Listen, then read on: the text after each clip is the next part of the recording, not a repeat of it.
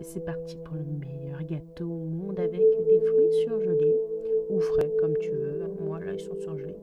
Tu vas te prendre un petit pot de yaourt, tu vas te prendre 2 œufs, tu vas prendre du sucre, de l'huile de coco, pas désodorisée parce que c'est pas dégueulasse ce petit coup de coco, de la levure, de la farine et c'est le pot de yaourt qui va te servir à prendre les mesures. Alors d'ailleurs tu vas le verser en entier ce pot de yaourt dans ton petit saladier. Moi comme d'habitude c'est du yaourt au lait de brebis si je dis pas de conneries. Et ensuite je vais m'en servir, donc je vais remplir 2 fois de sucre. Je mélange, ça va faire une petite crème. Ouais, c'est un petit peu sucré, je te l'accorde. J'en mettrai pas plus que ça, du sucre, parce que c'est déjà pas mal. Mais c'est en fait un peu toute la base du gâteau, ce sucré. Ensuite, on va mettre 2 œufs. On va pas les remuer tout de suite. On va ensuite prendre le pot de yaourt pour doser l'huile de coco. Donc c'est à peu près un demi-pot de yaourt. Tu vois qu'il est pas ramolli, donc je vais passer au micro-ondes. Et non, je ne vais pas le passer dans le pot en plastique au micro-ondes, sinon il risquerait de fondre. Donc je l'ai mis dans un pot en verre. Et je viens le mettre dans mon mélange. Il n'est pas si chaud que ça, regarde, t'as vu, ça n'a même pas fait cuire les œufs.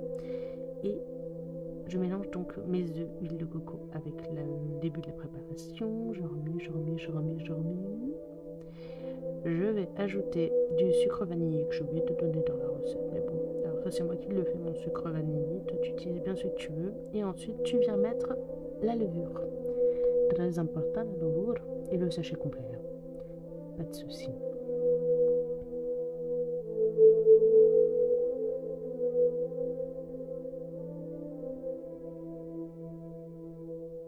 Et ensuite tu reprends ton pot. Et tu vas mettre la farine. Et ça fait 3 pots de farine d'ailleurs. Tu vois, 2, 3. Et puis ben, là, tu vas commencer à bien gratter tes parois parce que ouais, la farine, les œufs, tout les quantités, ça fait un peu de la pâte déjà dans le pot, mais bon, c'est pas grave. C'était pas le plus dur, c'est maintenant le plus dur. Allez, tu remues ça. Je te déconseille d'ailleurs de faire ce gâteau au robot. Je te conseille de vraiment le faire toi à la main, sinon au robot, ça risque de faire une pâte encore plus élastique. Tu vas voir, c'est un peu galère. Tu remues. Bon, moi, j'ai pas la meilleure cuillère du monde pour le faire, c'était pas malin de ma part, mais bon, ça vaut le coup, franchement, une fois que c'est cuit, tu vas être content. Tu vas voir cette texture, tu vas comprendre pourquoi.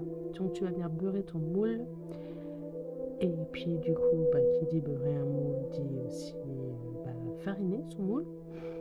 Une fois que tu l'as bien fariné, tu vas prendre tes fruits.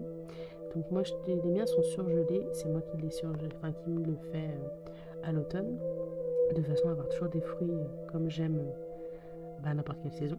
Là, comme tu vois, c'est framboise mûre, myrtille et fraises. Je l'ai fait il y a quelques semaines, ce gâteau. C'était pas du tout la saison, mais du coup, c'était cool. Et donc, une fois que tu as parsemé un peu ton fond, tu viens poser ta pâte. Alors, tu vois, elle n'est pas liquide du tout. Elle est assez compacte, donc il faut la placer, toi, un peu là où tu veux, là où tu peux. Mais après, ça va reprendre sa place pendant la cuisson, t'inquiète pas.